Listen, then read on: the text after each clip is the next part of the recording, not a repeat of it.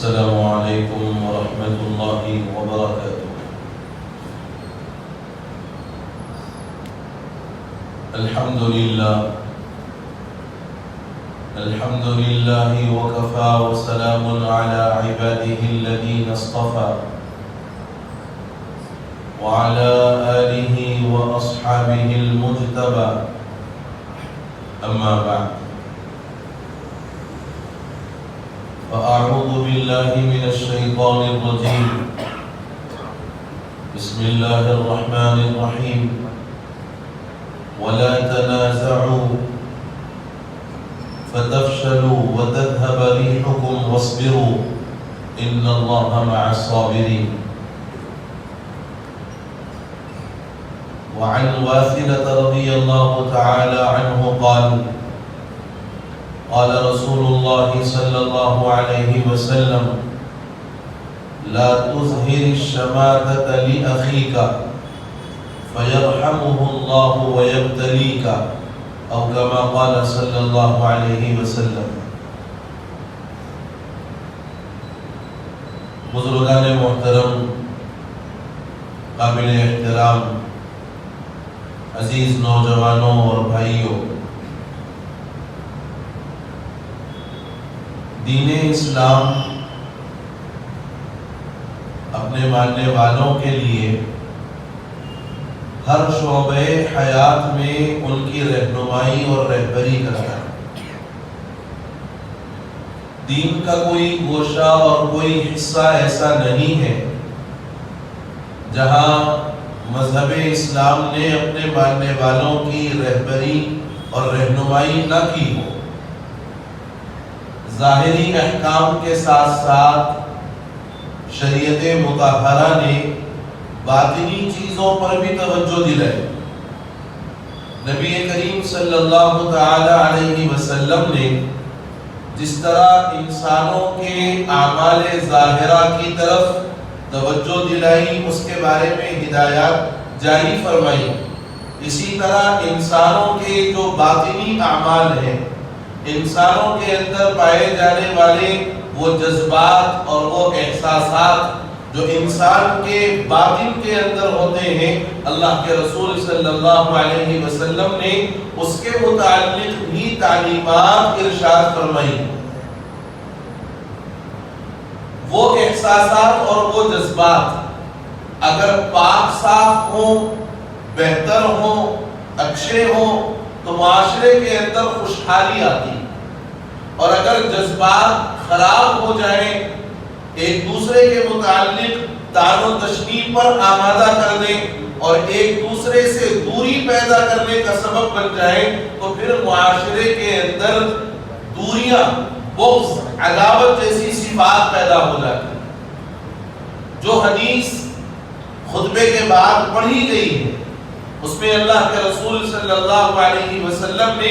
اسی صفت کی طرف اشارہ فرمایا۔ تنازعات کا ہو جانا، آپس میں اختلاف کا ہونا، شریعت میں اس کی گنجائش نہیں، اس لیے کہ تنازعات اور اختلاف ہونے کے بعد دونوں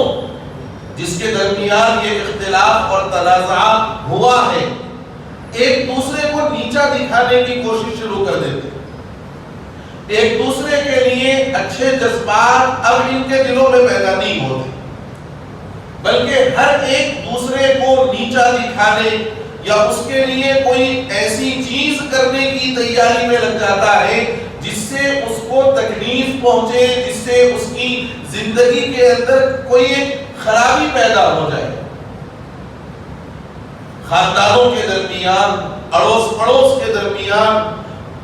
ملاقاتیوں کے درمیان جب ایسے جذبات پیدا ہو جاتے ہیں اور اس قسم کے حالات جب آتے ہیں تو پھر آپس میں محبت اور الفت کی فضا قائم نہیں ہوتی، بلکہ آپس میں بغض، عداوت، رنجش اور دشمنی کی فضا قائم ہو جاتی۔ اللہ کے رسول صلی اللہ علیہ وسلم نے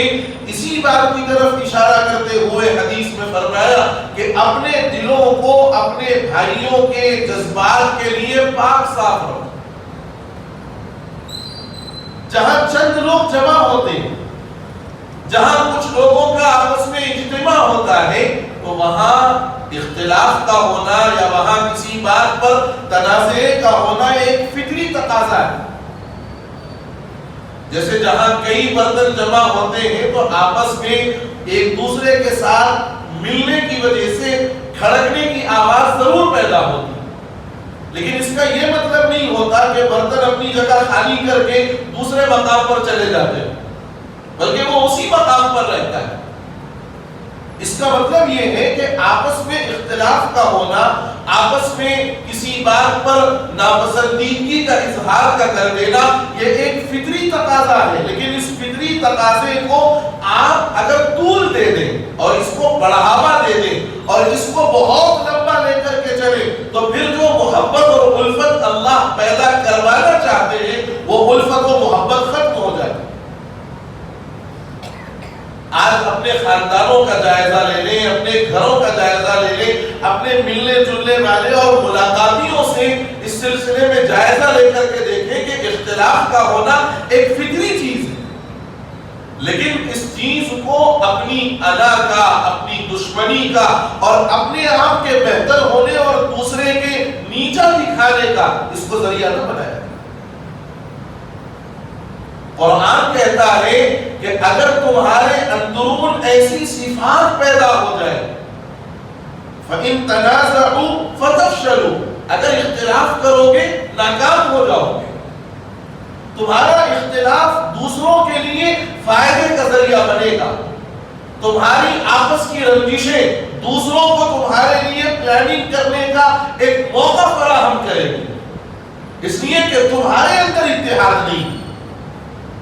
تمہارے آپس کے اندر اتحاد اور تقویت اور ایک دوسرے کو سمجھنے کی طاقت نہیں۔ اس کا نتیجہ یہ ہوگا کہ آپ کا مد مقابل آپ کے خلاف سازش کرے گا۔ وَإِن تَنَازَعُوا فَتَفْشَلُوا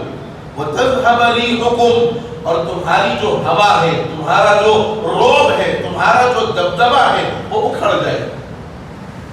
وَإِن تَصْبِرُوا، اور اگر اختلاف ہو جائے ایک دوسرے کے لیے، اگر ایسے جذبات پیدا ہو جائے، صبر سے کام لو۔ فَتَصْبِرُوا إِنَّ اللَّهَ مَعَ الصَّابِرِينَ، اللہ کی معیت صبر کرنے والوں کے ساتھ ہے۔ اور ہمارا ایک مزاج جو اس وقت میں بنتا چلا جا رہا ہے بدگمانی کا، ایک دوسرے کے خلاف میں بدگمانی اور اپنے طور پر کسی کے بارے میں فیصلہ کر دینا کہ نہیں یہ ایسا ہی ہے،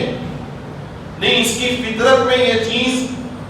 ہو گئی ہے، آ گئی ہے، اب یہ ایسا ہی کرے گا۔ یہ جو ہمارا مزاج ہے، یہ مزاج ہمیں ایک دوسرے سے دوری پیدا کرنے کا ذریعہ بن رہا۔ حضرت بایزید بسطامی رحمت اللہ علیہ کا ایک واقعہ لکھا۔ حضرت بایزید بسطامی رحمت اللہ علیہ پائے کے بزرگ ہیں، بہت بڑے اللہ والے۔ ان کے متعلق لکھا ہے کہ وہ ایک مرتبہ دریا کے کنارے بیٹھے ہوئے، اور جس مقام پر یہ بیٹھے ہوئے ہیں اس سے تھوڑے نیچے کے حصے میں ایک جوان لڑکا اور ایک جوان لڑکی بیٹھے ہوئے، اور ان کے سامنے ایک بوتل رکھا ہوا ہے، اور وہ اپنی نگاہوں کو سورج کے ڈوبنے کی طرف، مغرب کی طرف اپنی نگاہوں کو لگائے ہوئے۔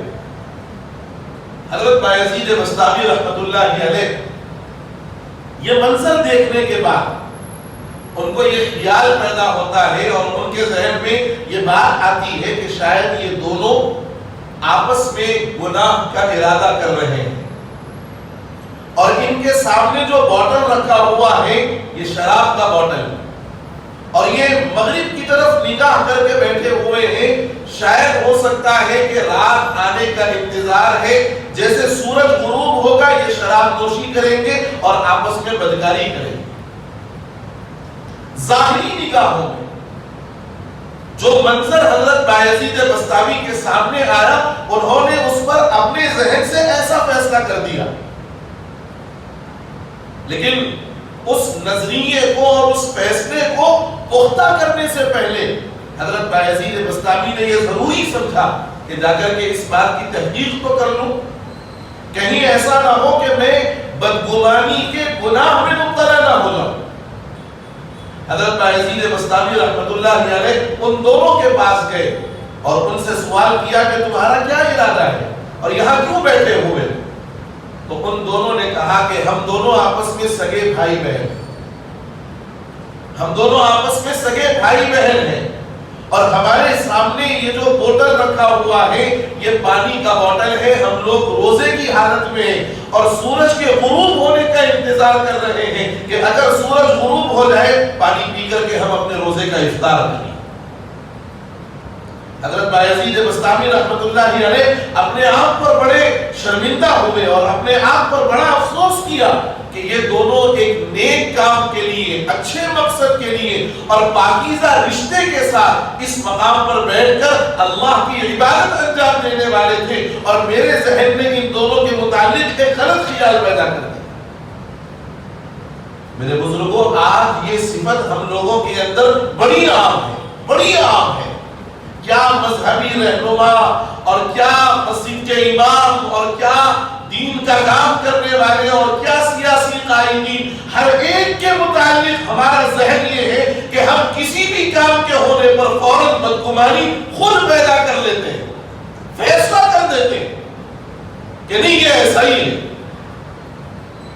اور ہم یہ نہیں جانتے کہ ہماری اس بدگمانی کی وجہ سے ہمارے نامہ اعمال میں کتنے گناہوں کا ذخیرہ جمع ہو رہا ہے، ہمیں تصور تک نہیں، اندازہ نہیں اس بات۔ خاندانوں میں، رشتہ داروں میں جو آج کل درار بنی ہوئی ہے، ایک دوسرے کے چہرے جو دیکھنا گوارا نہیں کرتے، اس کی وجہ بھی یہی بدگمانی ہے۔ بدگمانی ایک مزاج بن گیا ہے،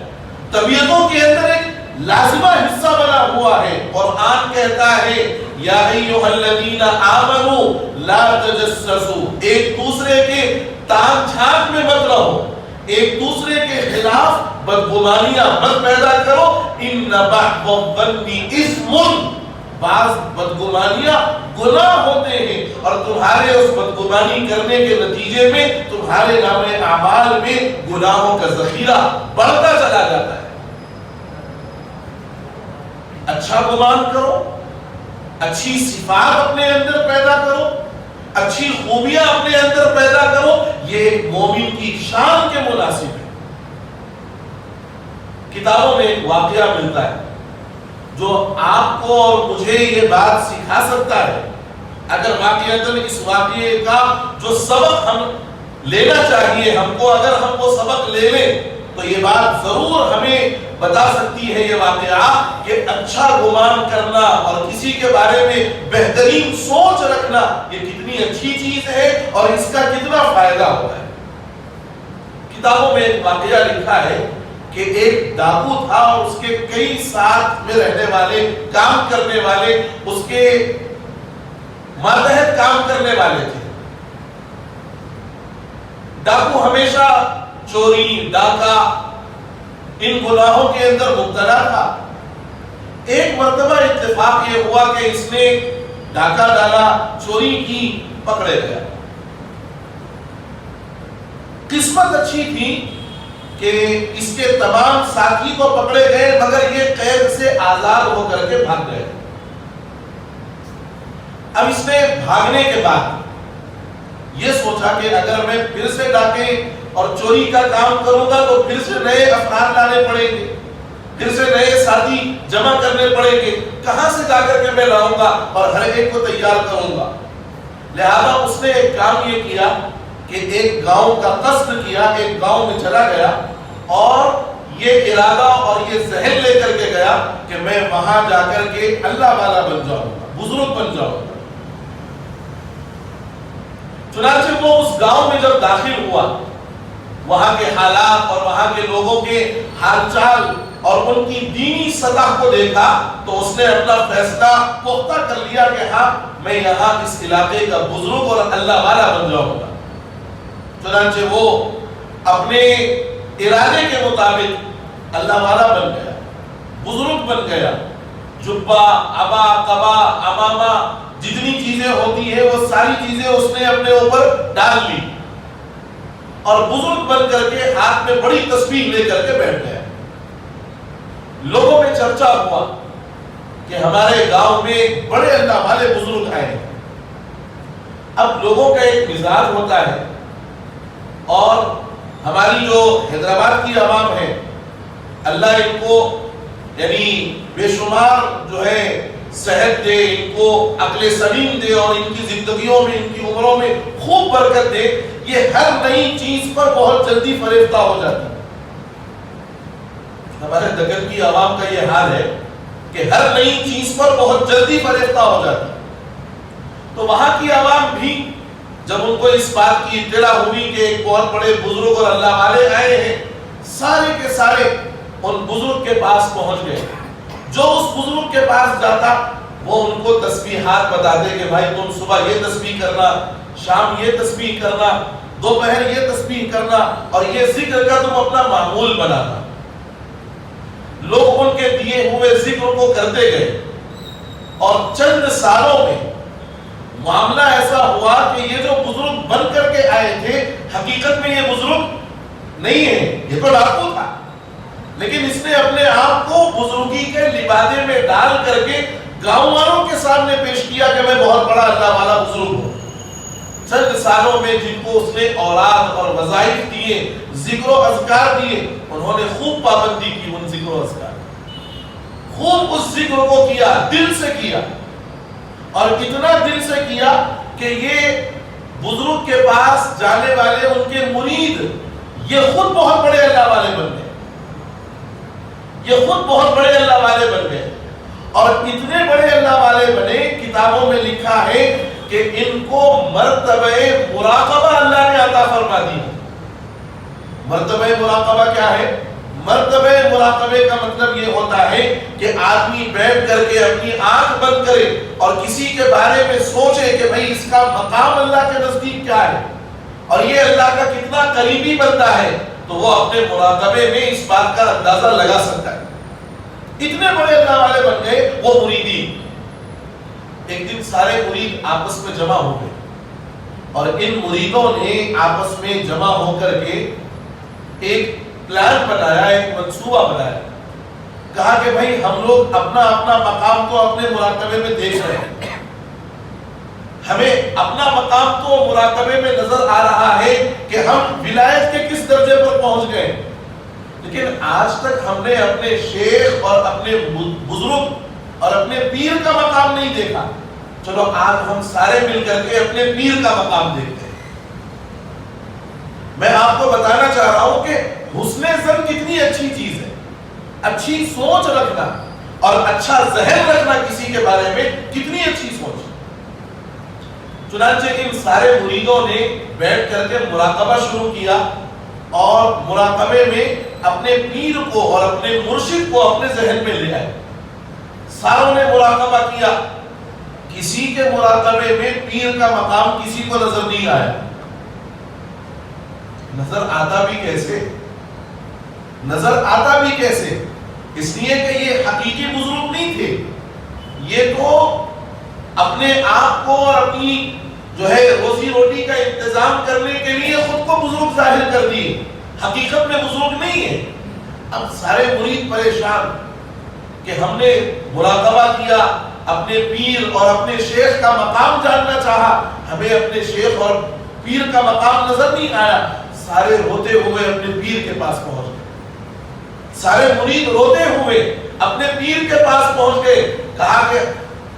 آپ کا مقام و مرتبہ اتنا بلند ہے، اتنا بلند ہے کہ ہم میں سے کسی کے مراقبے میں آپ کا مقام ہی نظر نہیں آیا، آپ اتنے بڑے اللہ والے۔ جب لوگوں کی یہ تڑپ دیکھی اور لوگوں کا یہ سچا جذبہ جب اس ڈاکو نے دیکھا جو اپنے آپ کو بزرگ بنا کر کے آیا تھا، اس نے خود رو کر کے معافی چاہی اور کہا کہ بھائی میں کوئی اللہ والا بزرگ نہیں ہوں،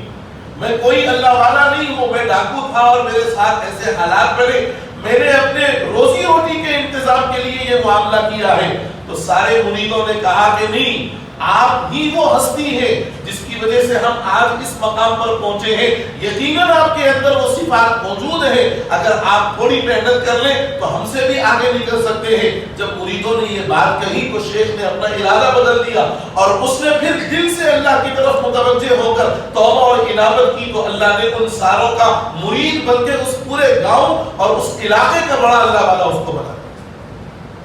تو میرے بزرگوں یہ واقعہ برائے واقعہ نہیں. اس واقعے نے ہمیں اور آپ کو یہ سبق دیا کہ اگر کسی کے بارے میں حسن ظن رکھا جائے بھلے سے وہ اپنے صفات کے اعتبار سے غلط ہوگا. جیسے وہ واقعتاً ڈاکو تھا, وہ کوئی اللہ والا نہیں تھا, لیکن اس کے مریدوں نے جو اس کے ساتھ جذبے کا اظہار کیا, محبت کا اظہار کیا, اس جذبے محبت نے اس ڈاکو کو واقعتاً بہت بڑا اللہ والا بنا. آج اس صفت کی ضرورت ہے. جو آج ہمارے میں بدگمانی کی صفات پیدا ہو گئی ہیں, ان بدگمانی کی صفات کو نکال کر اچھے گمان کی صفات کو اپنے اندر پیدا کریں. خواہ آپ جس کے بارے میں اچھا گمان کرتے ہیں وہ حقیقت میں برا ہی کیوں نہ ہو سکتا ہے کہ آپ کے اچھا گمان کرنے کی وجہ سے, آپ کی بہترین اور آپ کی اچھی سوچ کی وجہ سے اللہ تعالیٰ اس کے اندر اور اس کی زندگی میں انقلاب پیدا کر دے, جیسے اس ڈاکو کی زندگی میں اللہ نے انقلاب پیدا فرمایا. میں نے جو حدیث ابتدا میں پڑھی تھی اس کی وضاحت کر کے میں بات مکمل کرتا ہوں. اللہ کے رسول صلی اللہ علیہ وسلم نے فرمایا, حضرت واصلہ رضی اللہ عنہ راوی ہیں, وہ فرماتے ہیں کہ لا تظہر شماتت اخیک, اپنے بھائی کے ساتھ شماتت کا اظہار مت کرو. شماتت کیا چیز ہے؟ صحابہ نے پوچھا یا رسول اللہ ما ہی الشماتہ, شماتہ کس چیز کو کہتے ہیں؟ نبی مکرم صلی اللہ علیہ وسلم نے فرمایا اگر تمہارے کسی بھائی کو کوئی تکلیف پہنچ جائے, اگر تمہارے کسی مسلمان بھائی کو کوئی آفت پہنچ جائے, اس آفت کے آنے پر, اس مصیبت کے آنے پر تم خوشی کا اظہار مت کرنا. خوشی کا اظہار مت کرنا. میں آپ کو بہت صاف الفاظ میں ایک بات کہوں, اس وقت کے جو حالات ہیں اور انسانوں کی زندگیوں کے اندر جو یکے بعد دیگرے حالات آتے جا رہے ہیں, اگر ہماری کسی سے دشمنی ہو اور اگر ہمارا کسی سے تعلق خراب ہو تو اس حالات کے آنے پر, اس مصیبت کے آنے پر ہماری زبانوں سے یہ جملہ فوراً نکل جاتا ہے بہت اچھا ہوا, انہیں قابل ہی اس کا, اچھا ہوا تو اس کے ساتھ یہ حالات بنے, انہیں اسی قابل تھا کہ اس کے ساتھ ایسے حالات آتے. میرے بزرگوں اس قسم کے جو الفاظ ہم اپنی زبان سے نکالتے ہیں, حضور نے فرمایا ایسا مت کرو. لا تظہر شماتت اخیک,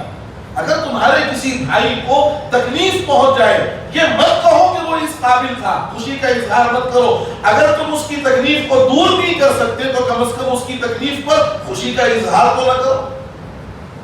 آگے کی جو بات فرمائی ہے اللہ کے رسول نے صلی اللہ تعالی علیہ وسلم, وہ بہت توجہ سے سننے کی ضرورت ہے. حضور نے فرمایا فَإِنَّ اللَّهَ يَرْحَمُكَ فَإِنَّ اللَّهَ يَرْحَمُهُ وَيَبْتَلِيكَ, ممکن ہے کہ جس تکلیف کے اندر تمہارا وہ بھائی مبتلا ہے اللہ اس کو اس سے راحت دے دے اور تم کو اس کے اندر مبتلا کر دے. ممکن ہے کہ جو مبتلا ہے اس وقت اور جس کے مبتلا ہونے پر تم خوشی کا اظہار کر رہے ہو, اپنے دلی خوشی کا اظہار کر رہے ہو کہ اچھا ہوا یہ اسی قابل تھا, اس کے ساتھ ایسا ہونا چاہیے تھا, یہ جو جملہ تم کہہ رہے ہو سکتا ہے کہ اللہ اس کو اس تکلیف سے نجات دے دے, اس کو اس سے راحت دے دے, وَيَبْتَلِيكَ, اور تم کو مبتلا کر دے. وہ واقعہ آپ نے بارہا سنا ہوگا کہ ابو جہل بیمار ہونے کا ناٹک کرتا ہے اور اس کو یہ معلوم ہے کہ رسول اللہ صلی اللہ علیہ وسلم بیمار کی مزاج پرسی کے لیے ضرور تشریف لاتے ہیں. تو اس نے ایک منصوبہ بنایا کہ خود کو بیمار بنا لیا اور راستے میں ایک گڑھا بنایا اور نیت یہ تھی نعوذ باللہ ثم نعوذ باللہ کہ حضور جب آئے تو اس گڑھے کے اندر آپ گر جائیں, نعوذ باللہ. یہ نیت کی اس نے, گڑھا بنایا, اس پر کوئی چیز بھی لگا دی اور جب وہ بیمار ہو کر کے بستر پر پڑا ہوا تھا لوگوں نے اطلاع دی کہ رسول اللہ آ رہے ہیں, تمہاری عیادت کے لیے آ رہے ہیں. تو تو ابو جہل مارے خوشی کے کہ میری عیادت کے لیے حضور آ رہے ہیں، وہ دوڑتا ہوا گیا اور اس گڑھے کے اندر خود وہ گر گیا،